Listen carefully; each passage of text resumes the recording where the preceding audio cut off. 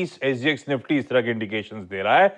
34-35 point का उछाल, 1/4% के आसपास की बढ़त के साथ हम लोग कामकाज की शुरुआत करेंगे।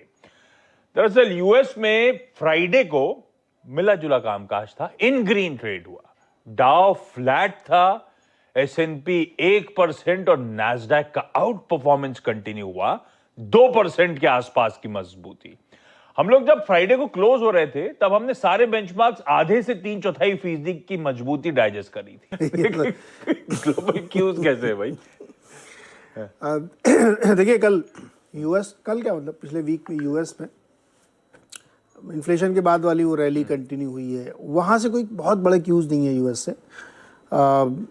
लोगों का वही भरोसा है कि आगे फेड क्या करेगा, कमज़ोरी रहेगी।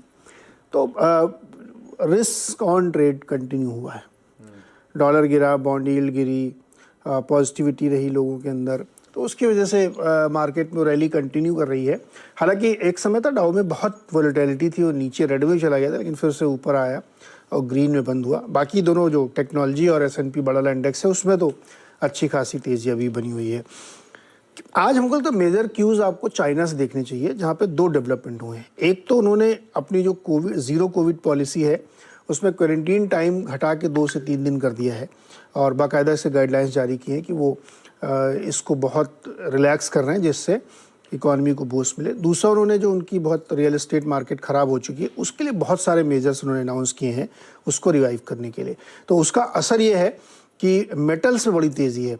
हो सकता है शुक्रवार को ही लोगों को चाइना में पता लग गया हो, तो इसलिए शुक्रवार को आप देखिए तो मेटल स्टॉक्स में अच्छी तेज़ी आनी शुरू हुई थी। और आप ये समझिए कि पिछले 6 ट्रेडिंग सेशन में कॉपर में 14% की तेज़ी आ चुकी है। जो आयरन ओर है, स्टील है, उसमें BHP बिलिटॉन या ग्लेनकोर वगैरह में देखिए तो बहुत तेज़ी फ्राइडे से बनना शुरू हो गई है।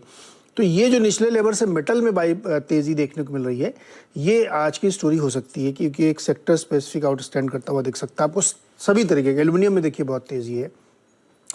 तो आज के ट्रेड में हमको लगता है ये एक खास ध्यान रखने वाली बात। दूसरी, जो इंडोनेशिया के बाली में G20 की मीटिंग हो रही है उसमें पहली बार शी जिनपिंग और जो बाइडेन के साथ आमने सामने बैठ के मुलाकात होगी, तो उसमें बहुत सारे मुद्दे डिस्कस होंगे। ताइवान होगा, चाइनीज़ कंपनी के ऊपर कंट्रोल होगा, ऑयल प्राइस वाला होगा, गैस होगा। तो वहाँ से क्या निकलता अभी अंदाज़ा लगाना मुश्किल है, लेकिन वो बहुत महत्वपूर्ण बैठक है दुनिया भर के बाज़ारों के लिए।